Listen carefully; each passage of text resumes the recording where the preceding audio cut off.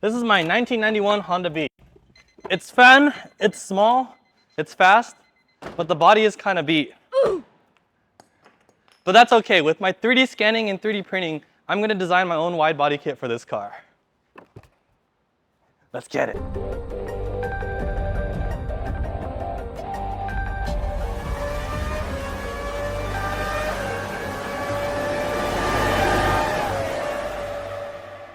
So first things first, we need to get good data. So this is my 3D scanner, and I'm going to scan the car in multiple configurations to make sure I have all the data for the car.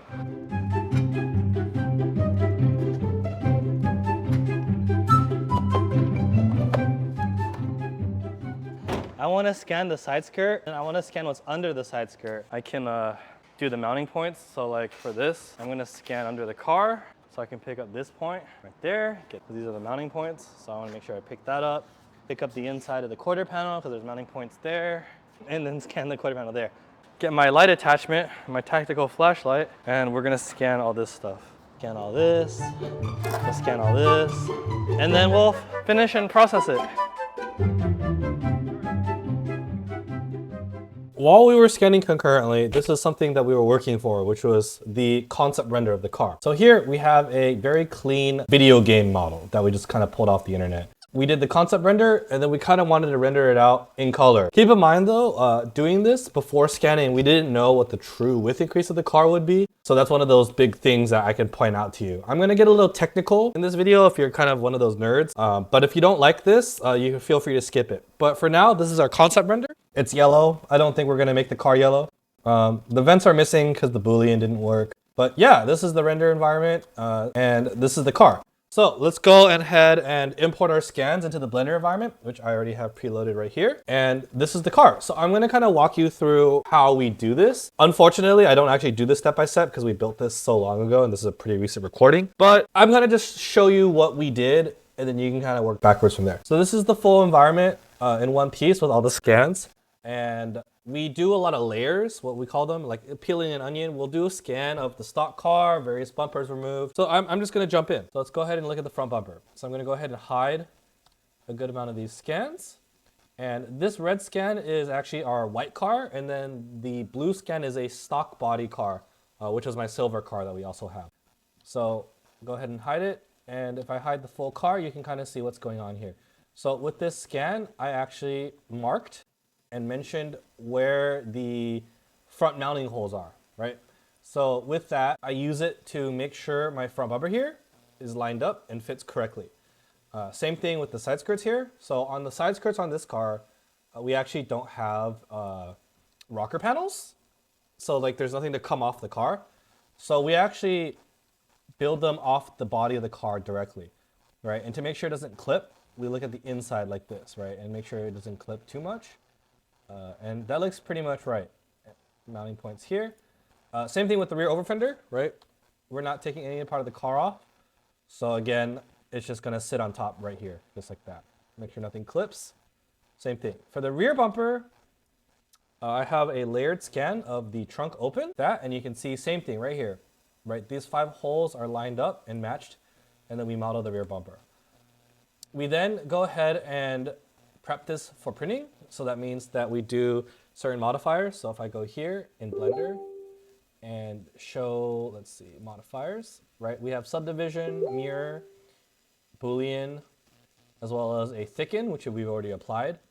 But we've mirrored this, so we only make one car. Sometimes these cars aren't symmetrical, but it's we mirror it so that we basically want to see how unsymmetrical these cars are.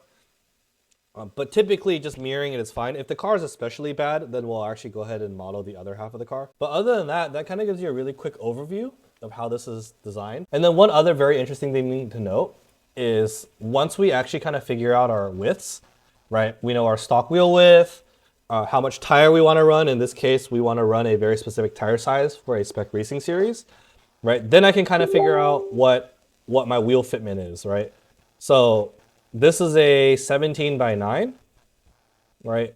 And I want to go ahead and turn my, let's see, where's my hood fender extension, like that, right? That way I can tuck my wheel and make sure I don't rub, right? Because when I turn the wheel, this is all going to rub, so I'm going to need to cut it. but that's just a test. I put the wheels I want, make sure everything looks okay. And the funny thing is, if we go ahead and take a look at our video game model, which we still have, let me go ahead and hide this. We can quickly see how kind of the render and reality vary.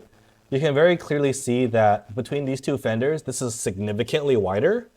We may or may not edit that in the future, but it obviously does require us to make a completely different bumper, which kind of sucks.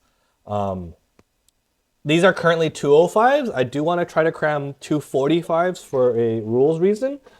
But the thing is, I don't know if the car even needs 245s, and I want to make the tire size smaller than larger. Otherwise, I lose horsepower from rolling resistance.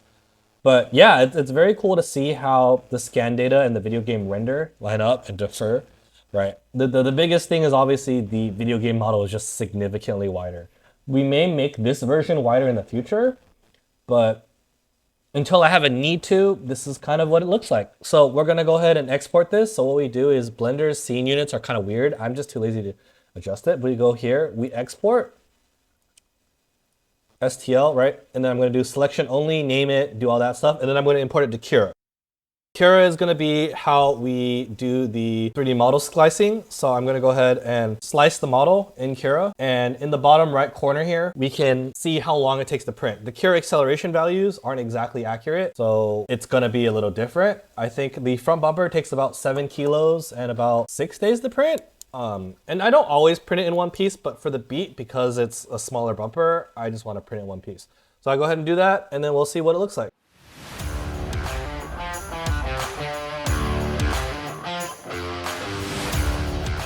We just test fit the kit. We skipped a couple steps just because the time frame of this video is all over the place. We took this to a show recently. So what you see here is the kit test fit installed. I've used self tappers for the quarter panels for now, just because I wanted to make sure it fit. But you can see the kit is in various stages of preparation. The hood fenders here are still raw 3D print, whereas the front bumper we've gone ahead and like kind of fully smoothed it already. The side skirts are basically raw 3D print. The rear quarter panels are like a semi-smooth, so you can still see the lines. When we do actually get this smoothed out and ready, we're going to actually fill those out, so you're not gonna be able to tell it's a 3D print. But I mean, this is what it more looks like. So I'm happy with how it fits. Basically, that's all there is. The next step is cut the car up. Now that Cody has drawn the line like this, you know, kindergarten style, I have these scissors, and I'm gonna try to cut it on the line.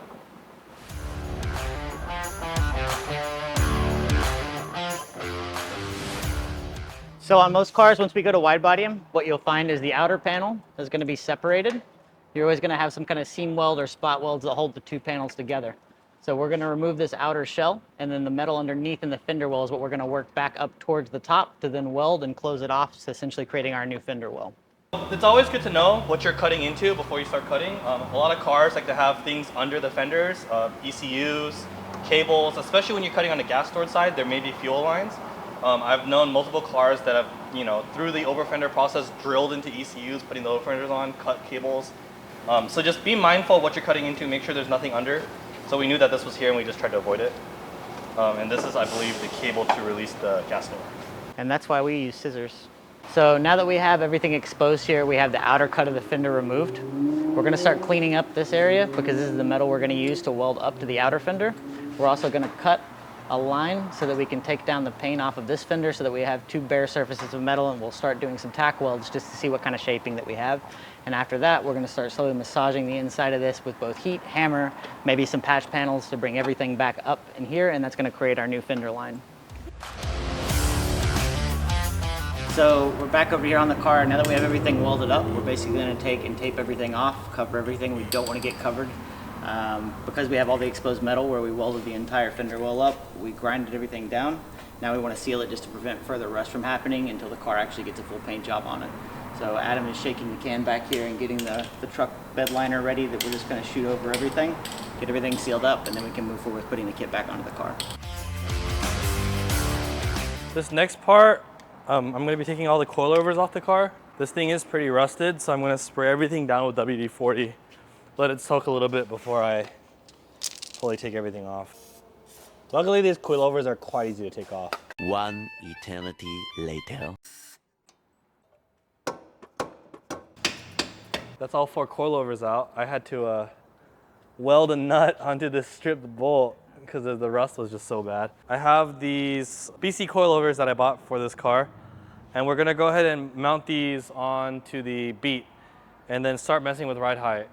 If you come in here the wheel well, you can see that my old wheel setup with the wide body was rubbing pretty badly. So I'm gonna actually take this inner liner off and then see what's hitting, and then if I have to, I'll start hammering stuff in.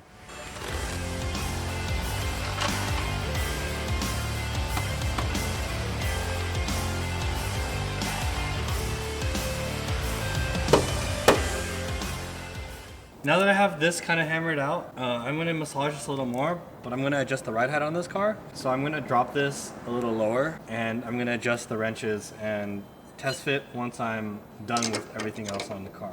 I want to make this thing super low, and I did not get the extreme low package. So that was my mistake, but we'll see how low I can make this car. So here it is. This is the car in all its finished glory. I went ahead and put all the body panels on. They're secured on. The over fenders are screwed in. So what I'm gonna do is I just put the coilovers on. I gotta align the car. I need to make sure that the wheels don't rub anything. I'm gonna kind of drive it like this, and if it lasts a week or two that it's good, I'm gonna start actually like smoothing the kit in, permanently gluing it in, and we'll cover all that in the next video or make the car look pretty. So I hope you like this video. If you wanna see more stuff like this, let us know, and make sure you like and comment, see what you want to say next, and if you have any feedback for us, let us know. I hope you like this video, and I can't wait to show more of this with you. I'll see you guys in the next video.